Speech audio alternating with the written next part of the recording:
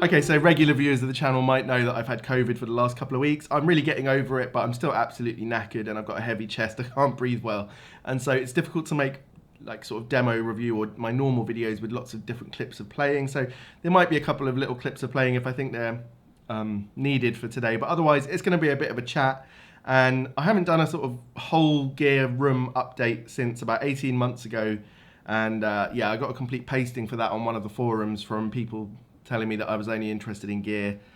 These are people who are on a gear forum. Yeah, I only found that by chance. I don't really look at forums very often, to be honest with you, but I don't think anyone needs to be having a go at anyone else for whatever they want to do. That's just the way I live my life. So anyway, first thing I want to say is so many of you just make this really interesting for me. I get lots of messages and things, and I just want to say to all of you that do that and sort of partake in this with me in a sort of positive way, that, you know, you're the ones that make it so that I want to carry on doing this. You know, it's not a big money spinner and it takes up a lot of my time, but really, I love doing it.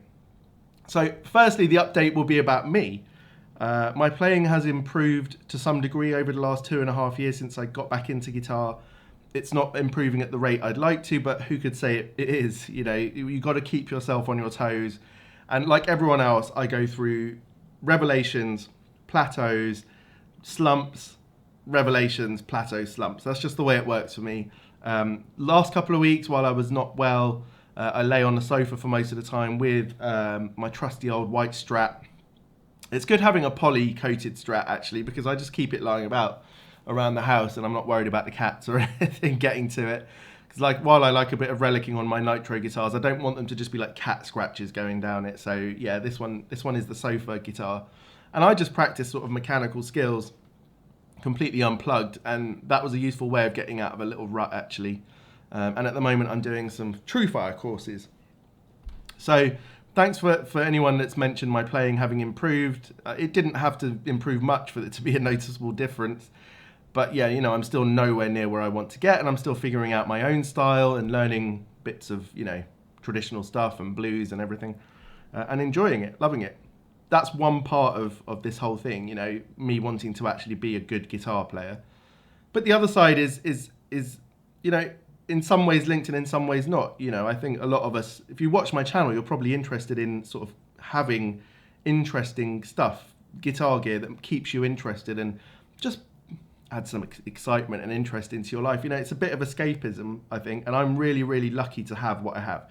So, for the rest of this video, I'm going to take you through the guitars, the keepers, the maybes, the no's, and I'm going to do the same with the amps and some extra guitar gear, you know, pedals and things. I'm not going to talk about every pedal I have, but just the sort of most important ones.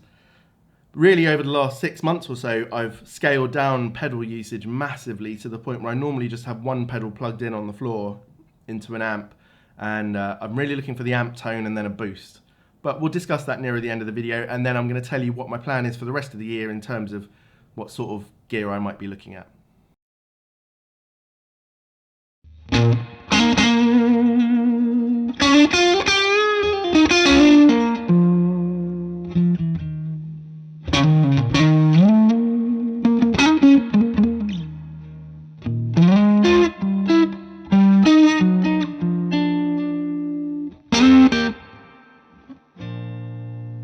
So I want to start here with this Masterbuilt Strat here. It's a completely random Strat in a way because it's HSS. It's got a humbucker in the bridge. It's a hardtail, which, you know, is not what I would have necessarily thought of. It's got sort of modern retro looks to it. I think it's a really cool mashup of things that makes a unique sounding and looking guitar. I love the 50s and early 60s look of Strats. This has that late 50s look with the two-tone burst.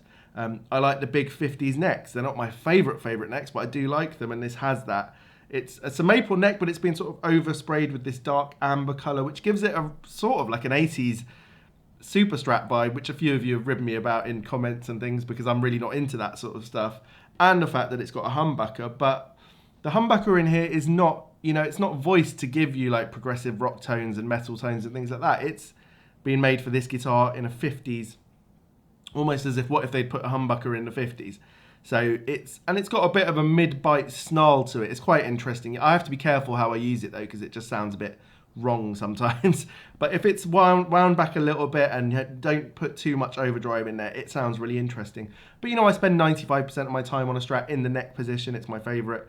And this is an absolutely massive sounding Fat 50s pickup, Josephina wound thing. I don't know much about those specific pickups, but I can tell you that this has that big full sound that I love about a Strat.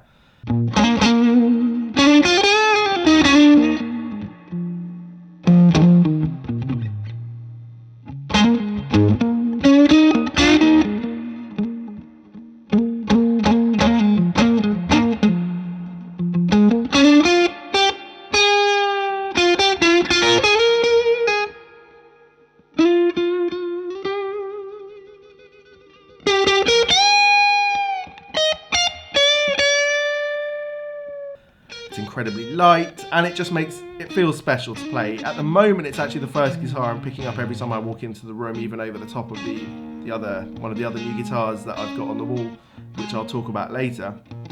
But you all know about it. But yeah, this thing I'm really intrigued by it. It's a bit brighter than a Trem Strat. It's got a bit more bite to it.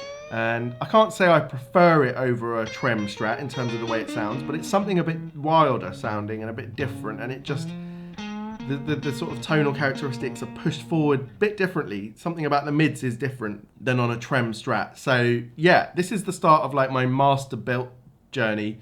The only thing I can see stopping me getting more Masterbuilts is if I go for a vintage guitar instead. And talking to a couple of mates who've got vintage Strats, they struggled to go sort of back to modern Strats after that. So yeah, we'll see where that takes me. But at the moment, I'm absolutely loving this, and it's cementing more and more in my head that I love playing Strats. You know, not instead of humbucker guitars, but as well as, and really, I spend more time with a Strat. It's just easy to play, and I'm trying to get better at that Strat blues type thing, which I love.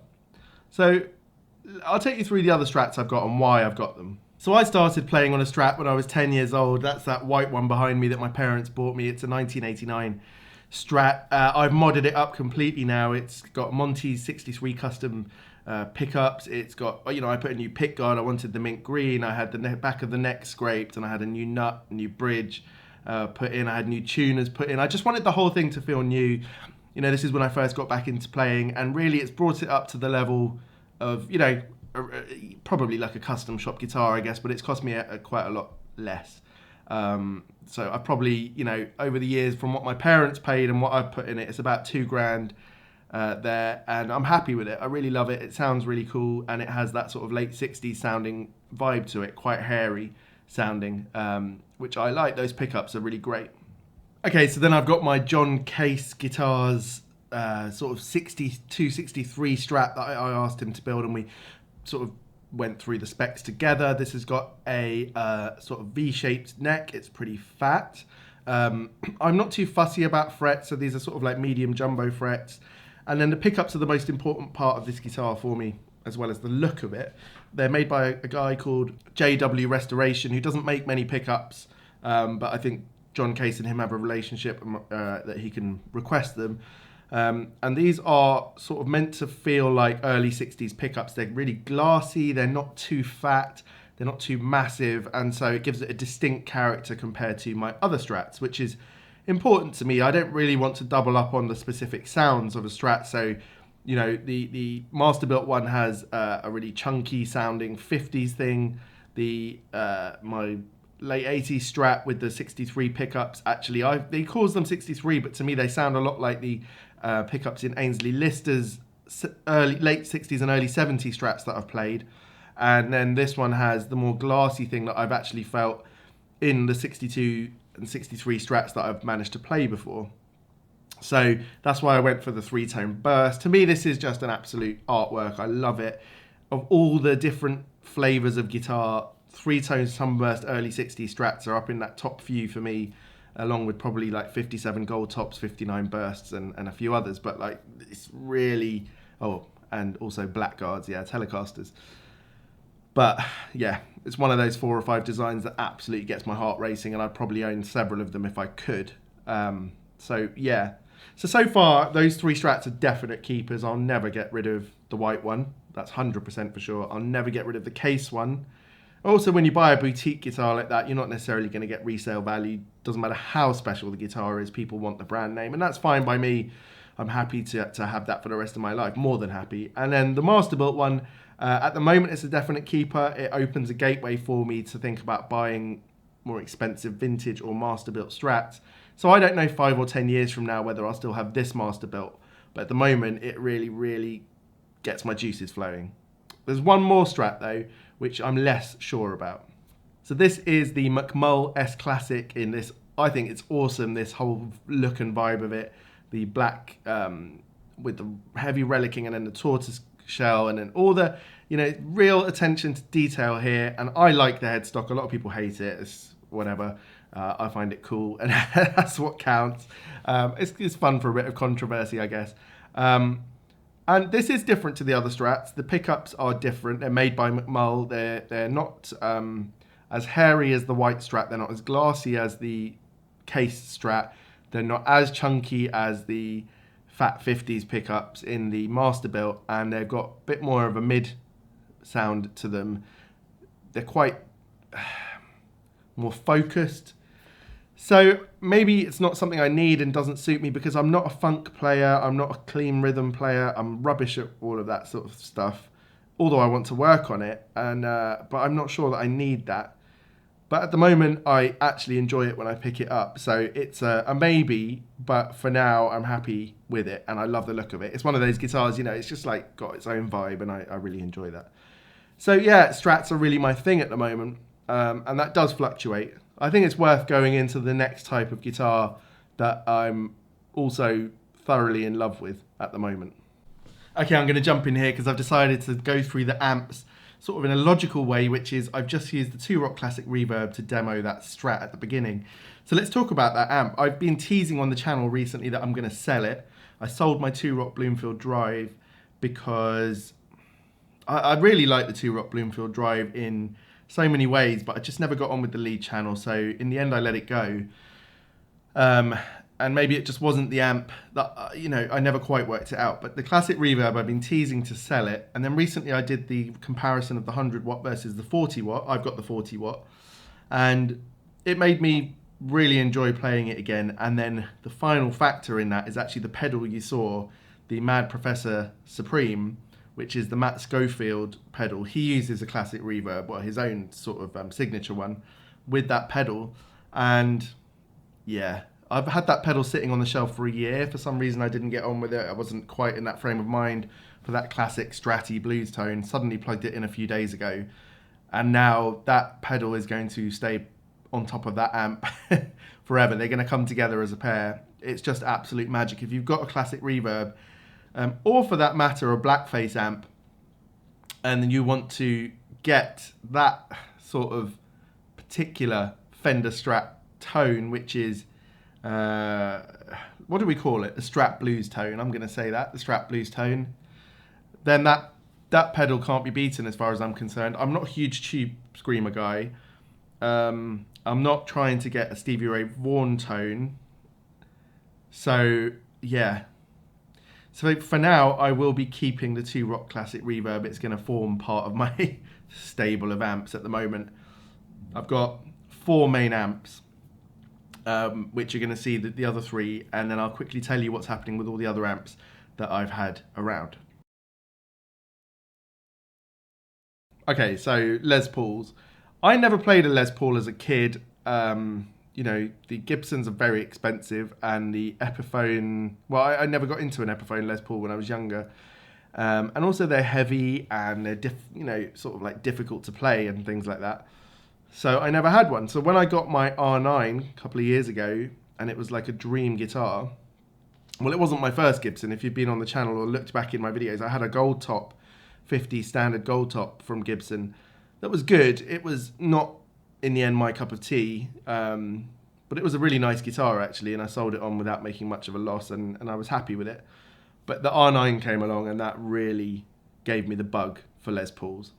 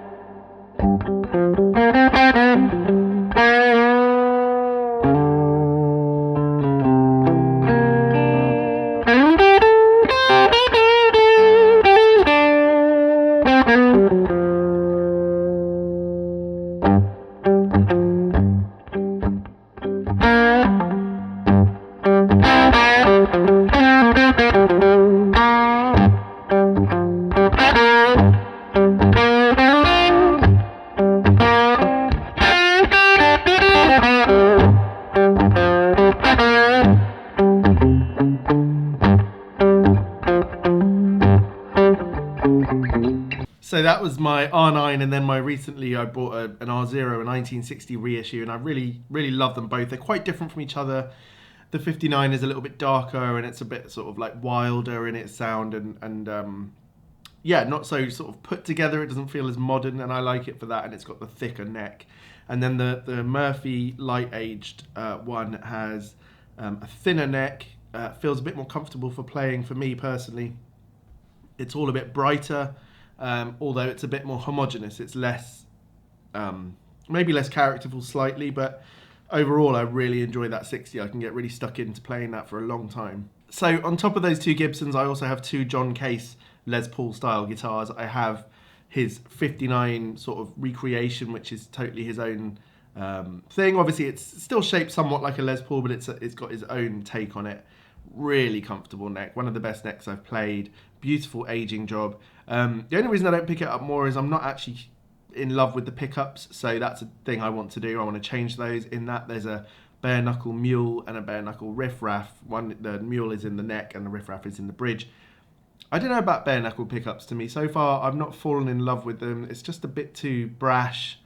Doesn't feel like the PAFs that I've actually played, the original ones. So I'll be on that search at some point. It's not a priority for me though, because I tend to play the Gibsons. And then I have one of my favourite guitars, the John Case Goldtop, which is his 54 P90 guitar. And I'm sorted for P90s with that guitar. Really like these ones. These are bare knuckle as well, and they're actually really good. They're called Nantucket. Yeah, so one day I'm hoping I might learn to play some slide guitar, and that'd be one of the guitars I think I'd be interested in using for slide. I just love the look of it, and the feel of it is great, and it's not very heavy, and yeah, really cool guitar. So the Matchless HC30 with Reverb. I'd been wanting a Matchless. I just, the 2 Rock and some other amps had I'd given them priority over time, and then one day the company that is the dealer for Matchless in the UK, I was chatting with them, and they said they were getting in a second-hand one in a couple of weeks, so I jumped at it. Ordered the 2x12 cab, which I think is a must with the Matchless. It's got the mismatched speakers. I don't know a lot about where this amp came from, what year it is or anything. I haven't checked it out. I've just been enjoying playing it. It's completely different to all the other amps. I definitely don't need any overdrive pedals with it personally. I set it hot in the EF86 channel, I want to say. And it's one of those, for me, it's a one-trick pony sort of an amp. You set it, you use your guitar volume, and it's great for, I'd say, well, obviously that Voxy tone, you could really do anything from sort of pop to pop rock, all the way to sort of British style blues with that cranked sort of tube sound. And it's one of those, it's just a joy to play when I play it. It feels like it's on the edge, so you really get this sort of granular sound, this grit, and yet it's bright, would come through in a mix fantastically. If I was playing in a band that did, covers and things like that, this is probably one of the amps I would think about, because I think it probably is made to come through perfectly in a band setting, and it's so powerful. I play it on the half power setting, which is 15 watts, and yet it will blow you out of the room. In fact, I thought it was on the full power setting, and it wasn't.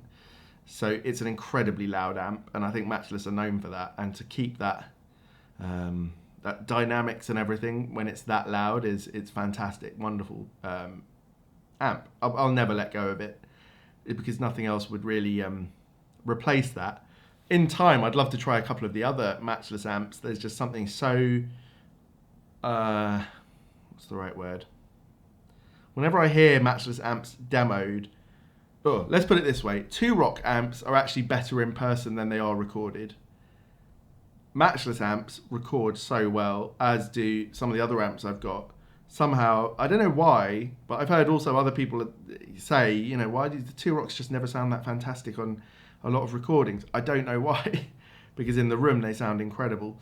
But yeah, enough rambling about that. The Matchless is a definite keeper. Okay, moving on. So I think Les Paul's segs quite well into the next guitar. I only have one Gibson SG. I actually have got an Epiphone SG as well that I keep at another house as my sort of practice guitar there when we go there. But here I recently bought what is potentially my favourite current guitar, this TV Gold Gibson 64 reissue SG. If you didn't watch the 4-part series where I went shopping to Peach and I ended up with some guitars, it's quite a fun ride. You could start with episode 1. I'll put that link in the description. Obviously I've now spoilt the ending for you, but it was a while ago now. This Gold SG, I've been thinking about getting an SG since the very beginning, and I used to have an Epiphone SG when I was young. I've talked about this several times before, so I won't mention it again. But there's something about an SG, the mid-bite, the treble, the fact that it's so different from a Les Paul. It feels less full in tone, which actually can be really great. It's got a really vintage sound to it. Let's just hear a few seconds.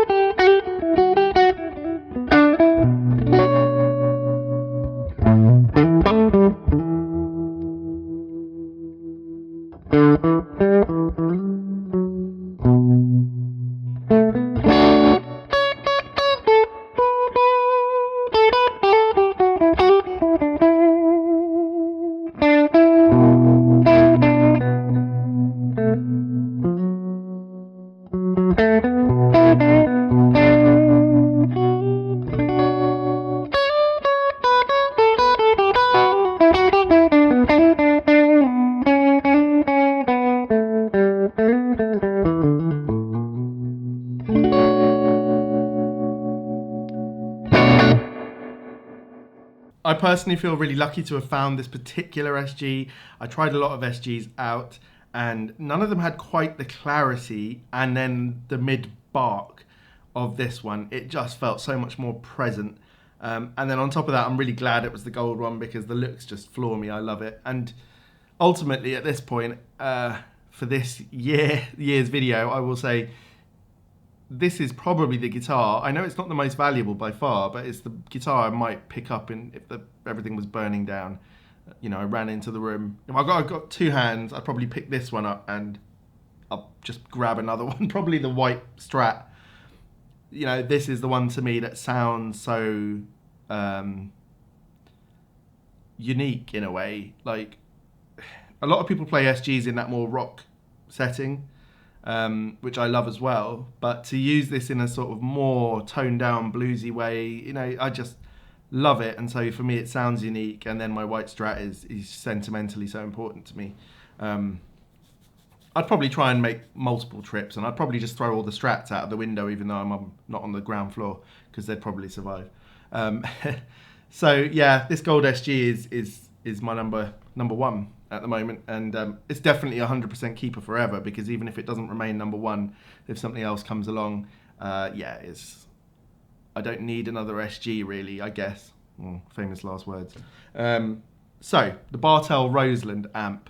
I'm yet to do a full review on this. Same with the Matchless. I haven't done a full review on that either. I'm working, I feel like, the full review comes out once. And although these amps will be in lots of videos to talk about other things, I want to get it right. So the Roseland is a really complicated amp in many ways.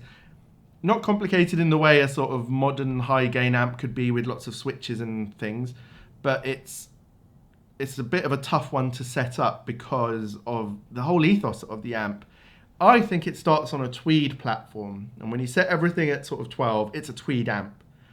And whoa, it's that in the room, it's the warmest, biggest sounding amp you've ever heard. The cabinet design is peculiar and unique to Bartel, and it's all handmade, and we'll talk about it in the review. Now, you can then set this to have a more blackface sound, or a more Marshall sound, or even a more Vox sound. Not all of that is successful, I'm going to say that here personally. I've been playing around with it a lot. Ultimately, I stick to one of about 2 main settings, but the main tweedy sort of setting that I just put this on now is so ridiculously lovely, it's worth the price of admission in itself, which is a steep price for this head and cab version, but it fills the room. It's the amp I would take,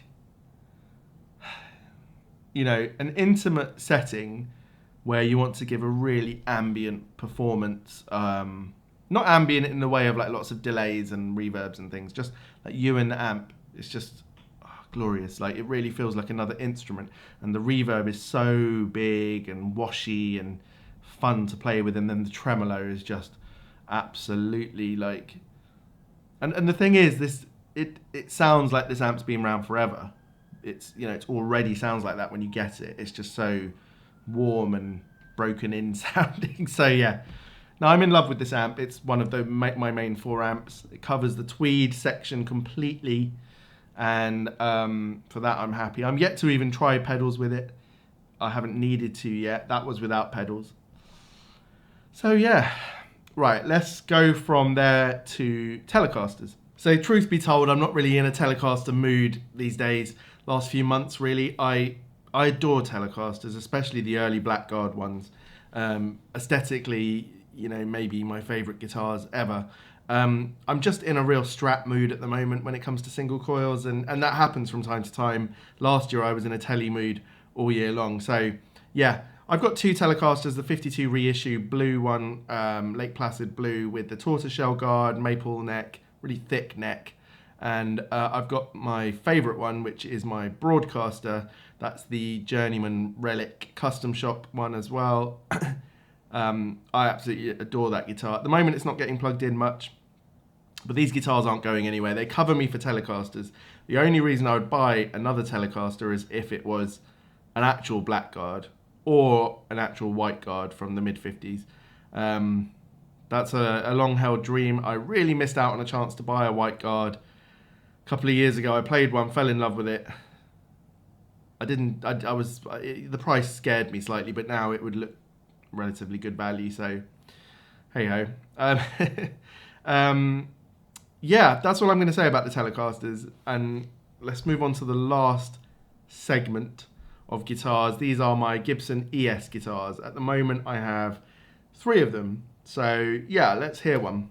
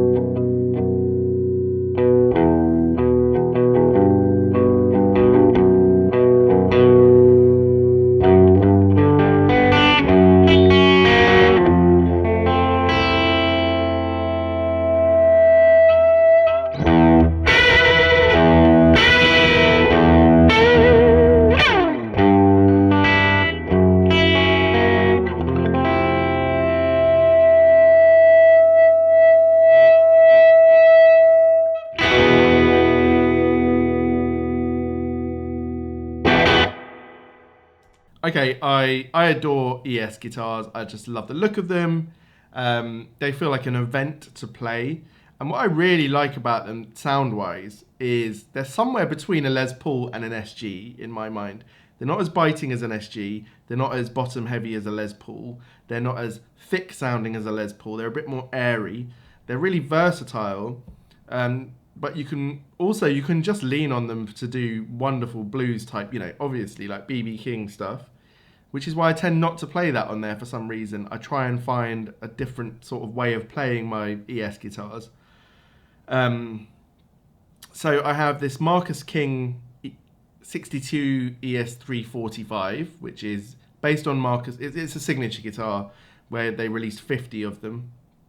It's a phenomenal guitar. It's beautiful to look at. The pickups are really nice, custom buckers. They're voiced slightly differently than other custom buckers, I feel like. They're more creamy, a bit more overdriven, really quite big and hot sounding. The other two ES guitars I've got are 355s. One of them is a vintage 1966 ES355, which I bought a couple of years ago. It's in desperate need of a refret and it's barely playable right now. There was a little bit of fret when I first got it, but I played it quite a lot. To me, it's a really characterful guitar that I enjoy playing, but I am considering getting more into the vintage guitar market, and I might sell this one to sort of fund part of another purchase. I'm not sure if it's a forever guitar. In the coming weeks, I'm going to be going to a couple of, well, actually, I'm going to be going to a specific vintage guitar shop, and trying out a few guitars. I'll probably make a video about it. If I don't make a video of the trip because it gets complicated, I'll obviously do more videos about what I find and stuff. But yeah, this is going to be an interesting year in terms of vintage. I've also just bought a vintage amp, but I haven't got it yet. I'm not going to get it for a few weeks. I'll talk about it when I get it. We'll keep that one under my hat. The other 355 is the Black 59 reissue. This is a brutal guitar, actually. The pickups are pretty hot, hotter than I expected, and the guitar doesn't feel like it has as much life and vibrancy as I would have liked. I enjoy playing it from time to time, and when it gets dialed in just right with the amp, then it can be everything you want out of that sort of guitar, but it's not perfect.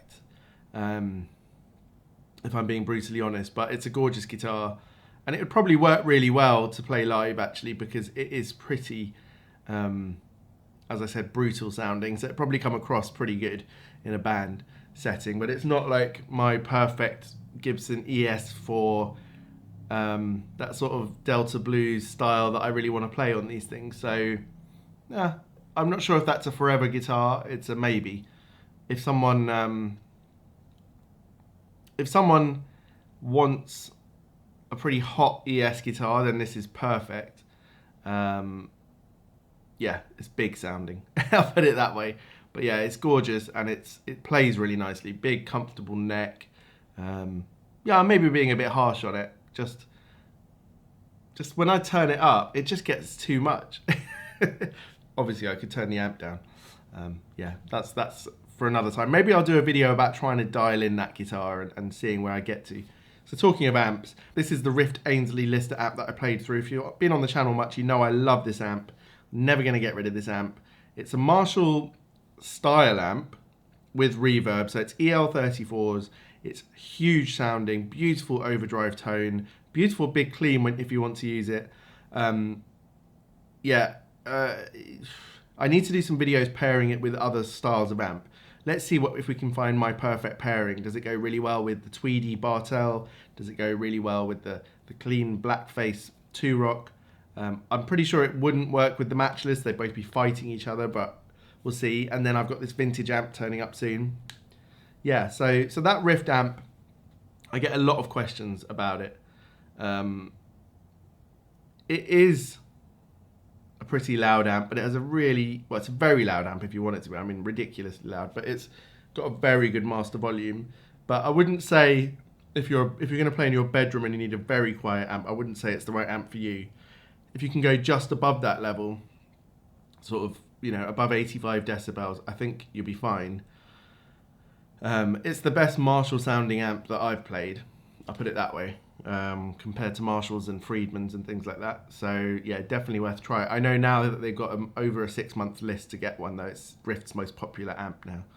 But yeah, much loved here. So let me quickly run you through the other amps I've got. My Morgan MVP 23 is up for sale on Reverb. My Kemper is up for sale on Reverb. My hand-wired Princeton is up for sale on Reverb. So I'm definitely getting rid of those three. I just don't need them. The Princeton is a lovely amp, but I just don't use it. I tend to use my Tone King, Sky King if I want a combo. At the moment, if I want a combo amp that's Fender style, but because of the attenuation in the Tone King, and frankly the tremolo and the warmth of the amp as a whole, I really love the Tone King. I've been plugging into it a lot more recently. It's probably the amp I would take out most of the time if I was going to play with someone or at a friend's or at, family's house if I'm going away for the weekend. The attenuator just makes it absolutely incredible. And then actually it's one of those, I was at my mum's house recently, we had a house full of people, and I was playing one morning and I came back in and everyone was just like, wow, that was really lovely sounding. And they're not people that know anything about amps, but they just said it like really rung out in the house in a nice way. So I'm keeping the Tone King, Sky King. And I'm also keeping the Tone Master Super Reverb because I don't actually need a real Super Reverb. I've decided that pretty much. It would probably be too loud, too heavy, too temperamental. And this gives me, I love a Super Reverb sound. This gives me that for a reasonable price in a really useful package. And it's a good enough Super Reverb for me. So I'm really happy with it. I highly recommend the Tone Master Super Reverb. Yeah, wonderful. And then I've got the 68 reissue Vibrolux, silver face Vibrolux. I'm probably going to sell that too. I just don't need it because the vintage amp I'm getting is a Fender. You'll see it soon. And I just don't plug it in anymore with the Super Reverb around and the Tone King, Sky King. I just don't need to. So on top of that, I've got my Marshall JTM 45 reissue that I like the look of it in the room. I'm going to be changing the way my amps are set up soon to make them more accessible. And the Marshall, although I don't really use it, is going to be part of the display, I guess. Just one of those things, isn't it?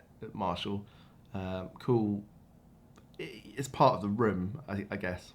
So yeah, that's the rundown of the guitars and the amps. Mostly keepers in the guitars. Except for that vintage Gibson, which I'm considering moving on to help with another purchase, and the Macmull, which I would move on eventually, I think, but for now I'm happy with playing it. It's enjoyable. And yeah, with the amps, it's about 50-50 on what I'm keeping. Obviously, the Bartel, the Matchless, the Rift, the Two Rock, all incredible. The Tone King, Sky King is sort of actually, I practice with it a lot. It sits next to my desk. I take it down to the living room if I want to chill out there. I take it away with me, so I love that. Getting rid of the other ones that I mentioned. So now I'm just going to do the quickest rundown of what I'm doing at the moment pedals-wise. And these are the pedals I couldn't really do without. This is my all-purpose overdrive, the Shanks. My favourite Telecaster pedal, the Tula.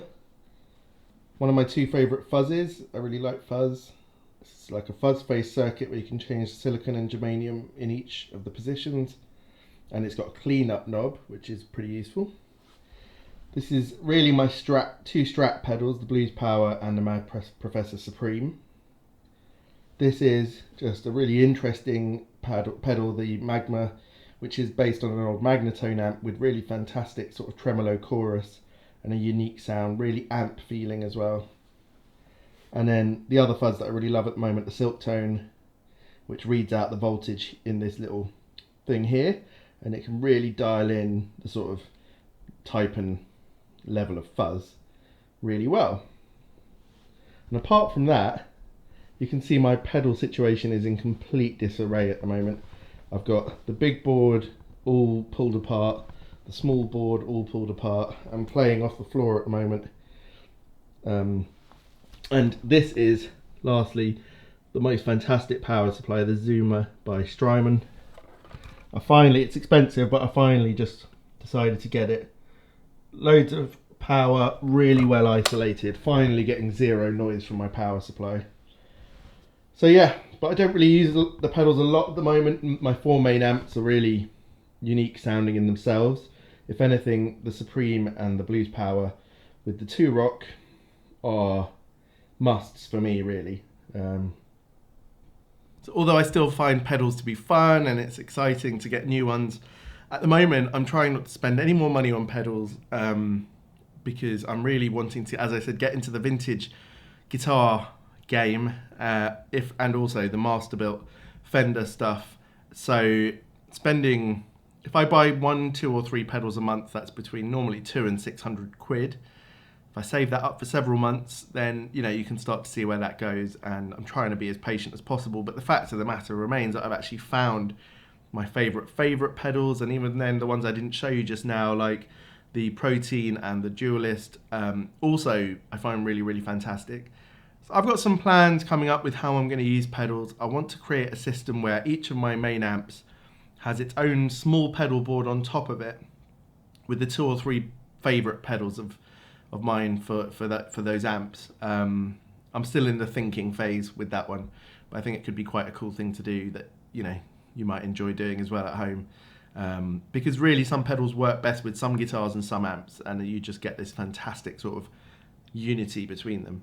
So anyway, that's it for this video. I hope it's been interesting. I know it's been a long one. Maybe you've watched it in a few different sort of phases. I just want to finish up by saying I'm giving this away when I hit 6,000 subs. This is the Kingtone Dualist. Really fantastic pedal. You must know about it already if you watch guitar videos on YouTube, but you've got a tube screamer basically and a blues breaker.